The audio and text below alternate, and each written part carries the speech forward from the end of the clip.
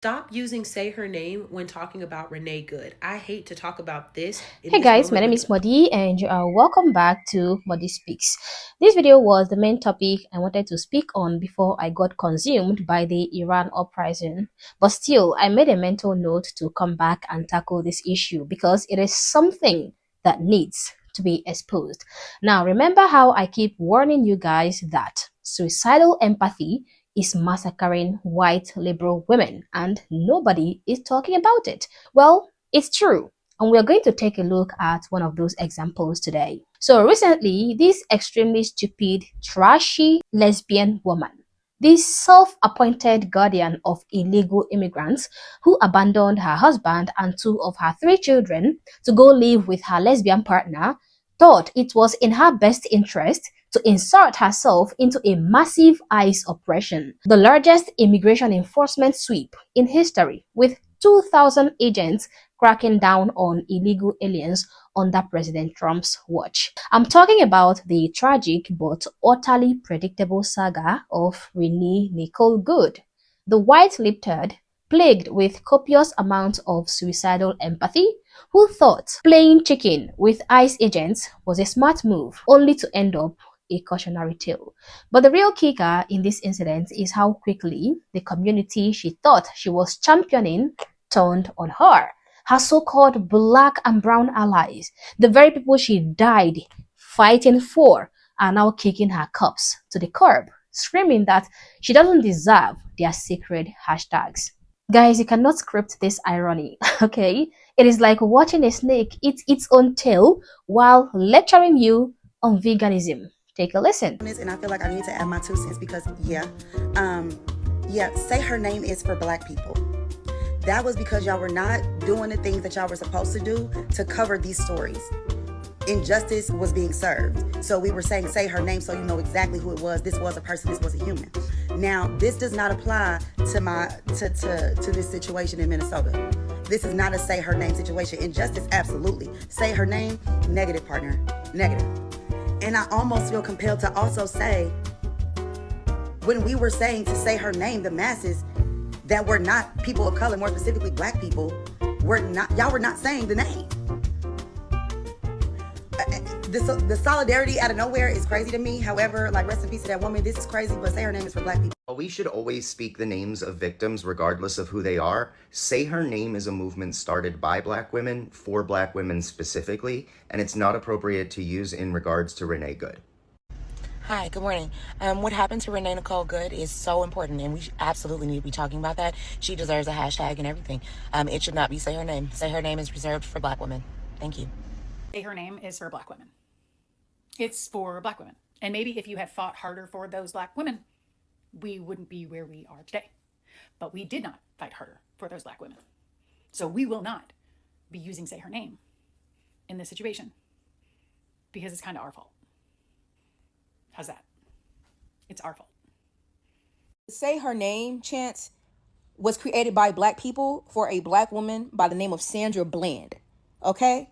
That's the only reason anybody should be saying say her name if it pertains to a black woman that has been murdered. Okay? This is not for any other race. Simple as that. PSA, Say Her Name is for black people. It is for people who do not get nationally recognized when crimes, injustices, or unaliving occur. Hey, so I'm not trying to be rude at all, but Say Her Name is specifically reserved for black women. That chant started as a direct result, and I remember because I was an organizer at the time. It started in the early days of the Black Lives Matter protests. I mean, like Trayvon Martin early days, when black women who were also being victimized to police brutality, like Sandra Bland, like Rakia Boyd, oh my God, the list is endless. They were not getting the same coverage as black men and boys who were also being victimized. That's not to say that they are not important. It's to say that the black girls and the black women were completely ignored. Hence, Say Her Name. While I understand the severity of what just transpired, it is also important to recognize that that does not mean that you should co-opt other people's movements. Black women own that for a very good reason. Rest in peace to Renee, but Say Her Name is not reserved for white women, respectfully. Again, not even trying to play semantics, but it actually does matter. That's it. Oh my god. Now, somebody posted this and captioned it leftist reality.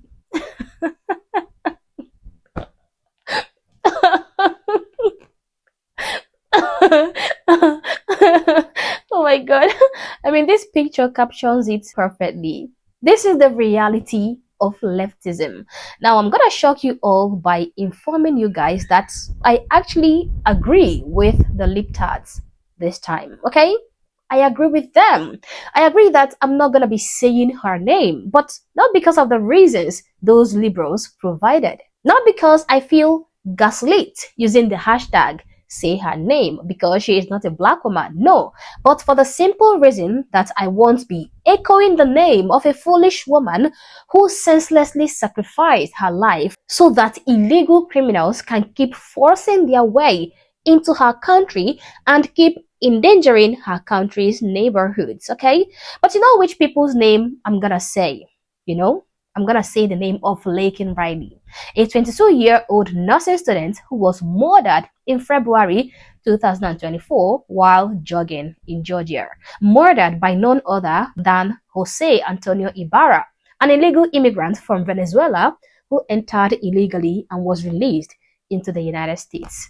Rachel Morin, 37-year-old mother of 5, raped and murdered in August 2023 on a Maryland trail. Murdered by illegal immigrant Victor Antonio Martinez Hernandez, Salvadorian national, who entered illegally multiple times. Jocelyn Nongari, 12-year-old girl, sexually assaulted and strangled in June of 2024 in Houston, Texas. Who did it? 2 Venezuelan illegal immigrants, Johan Jose Martinez Rangel and Franklin Jose Peña Ramos, who entered illegally and were released into the country. Molly Tibet, 20-year-old University of Iowa student, murdered in July of 2018 while jogging in Iowa. Who is the perpetrator? Christian Bahena Rivera, Mexican illegal immigrant who was allowed to walk free in the US. Kate Stinley, 32-year-old woman, fatally shot in July of 2015 on a San Francisco pier. Who is the perpetrator? Jose Inez Garcia Zaret, Mexican illegal immigrant with prior deportations who was released under sanctuary policies. Sarah Root, 21-year-old woman, killed in a drunk driving crash in January of 2016 in Omaha, Nebraska. Who is the perpetrator?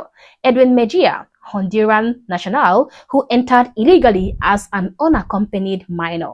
Kayla Hamilton, a young woman, tragically strangled to death in 2022 by a known MS-13 gang member from El Salvador. She was a victim of open border policies that prioritized criminal illegal aliens over American citizens, and a host of others. These are the women whose names I'll say, not some wannabe ally for criminals who would rather ram her car into ICE agents than stand against illegal immigration. Now, you guys see how quickly these black folks turn on you white people. You guys see how worthless your lives are to a liberal black person.